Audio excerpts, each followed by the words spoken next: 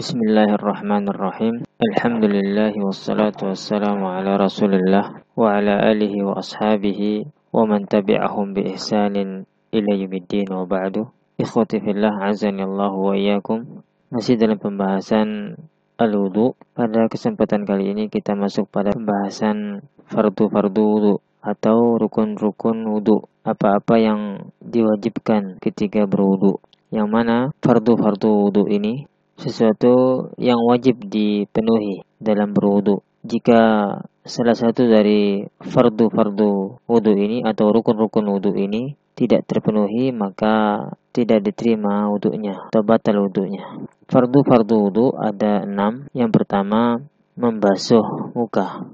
Yang mana muka ukurannya dari mulai tumbuhnya rambut secara normal sampai di bawah dagu, tempat tumbuhnya jenggot. Adapun dari sisi lebarnya, dari ujung telinga sebelah kiri sampai telinga sebelah kanan, ini disebut muka. Bagian ini harus terkena air. Sebagaimana firman Allah Subhanahu wa taala, "Idza qumtum ila sholati faghsilu wujuhakum." Apabila kalian hendak mengerjakan salat, maka basuhlah muka kalian. Dalam hadis Nabi sallallahu alaihi wasallam sebagaimana yang diriwayatkan oleh Utsman bin Affan dan juga Abdullah bin Zaid yang menjelaskan sifat wudu Nabi sallallahu alaihi wasallam, mereka berkata, "Tsumma ghassala wajhahu thalathan." Kemudian Nabi sallallahu alaihi wasallam membasuh mukanya 3 kali. Begitu juga madmadah atau berkumur dan istinsyaq, yaitu memasukkan air ke dalam hidung kemudian mengeluarkannya. Ini juga termasuk apa-apa yang diwajibkan atau yang difardukan dalam wudu, karena berkumur dan juga memasukkan air ke dalam hidung dan mengeluarkannya ini termasuk dalam area atau bagian wajah, mengikuti hukum wajah, yaitu sesuatu yang fardu yang harus dibasuh. Ini terlihat jelas dari hadis yang menjelaskan sifat wudu Nabi sallallahu alaihi wasallam. Utsman dan Abdullah bin Zaid menceritakan, "Tsumma tamatmada wastanshaqa wastanthara." Kemudian beliau berkumur, memasukkan air ke dalam hidung, kemudian mengeluarkannya. Kemudian yang kedua, di antara fardu-fardu wudu yaitu membasuh kedua tangan sampai siku dan menyela-nyelanya. Perintah membasuh tangan terlihat dalam ayat yang telah kita baca, yaitu wa aydiyakum ilal marafiqi, dan basuhlah kedua tanganmu sampai siku. Begitu juga sebagaimana yang diceritakan oleh Jabir bin Abdullah radhiyallahu anhu, beliau berkata, "Kana Rasulullah sallallahu alaihi wasallam idza tawaddaa adara al-ma'a ala mirfaqaihi." Nabi sallallahu alaihi wasallam jika berwudu, beliau mengairi air sampai siku-siku beliau.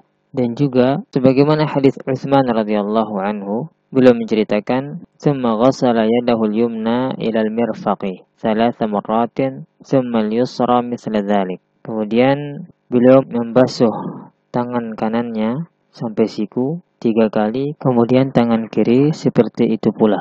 Dan juga menyela-nyelanya, yaitu menyela-nyela jari jemari tangannya. Ini sebagaimana hadis Nabi sallallahu alaihi wasallam. Rasulullah sallallahu alaihi wasallam bersabda, "Asbighil wudu'a wa khallil bainal asabi'i." Sempurnakanlah wudu dan selah-selahlah di antara jari jemarimu. Hadis riwayat Abu Daud. Kemudian yang ketiga, mengusap kepala. Sebagaimana dalam ayat yang telah kita sebutkan, "Wamsahu biru'usikum," dan usapkanlah oleh kalian kepala-kepala kalian. Adapun sifat mengusap kepala, sebagaimana hadis dari Abdullah bin Zaid, beliau menjelaskan sifat wudu Nabi sallallahu alaihi wasallam. Beliau mengatakan, "Tsumma masaha ra'sahu biyadayhi fa aqbala bihima wa adbara. Bada'a bi muqaddami ra'sihi hatta dhahaba bihima ila qafah. Thumma raddahuma ila al-makan alladhi bada'a minhu." Kata Abdullah bin Zaid radhiyallahu anhu, kemudian beliau mengusap kepalanya dengan kedua tangannya. Dia mengusapkan keduanya ke depan dan ke belakang. Dia mulai dengan bagian depan kepala, kemudian mengusapkan keduanya sampai ke tengkuknya, lalu mengembalikan keduanya hingga sampai di tempat di mana dia mulai darinya.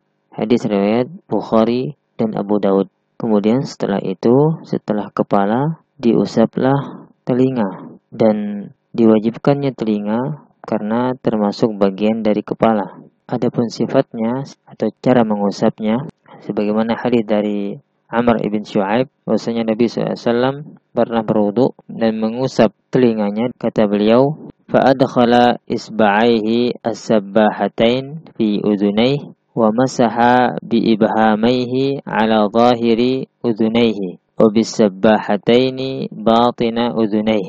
Berkata Amr ibn Shu'aib, maka beliau memasukkan kedua jari telunjuknya pada kedua telinganya dan mengusap bagian luar kedua telinga dengan kedua ibu jari dan bagian dalam kedua telinga dengan kedua jari telunjuknya. Hadis riwayat Abu Daud. Semoga bermanfaat. Wassallallahu ala nabiyyina Muhammad wa akhiru da'wana alhamdulillahi rabbil alamin.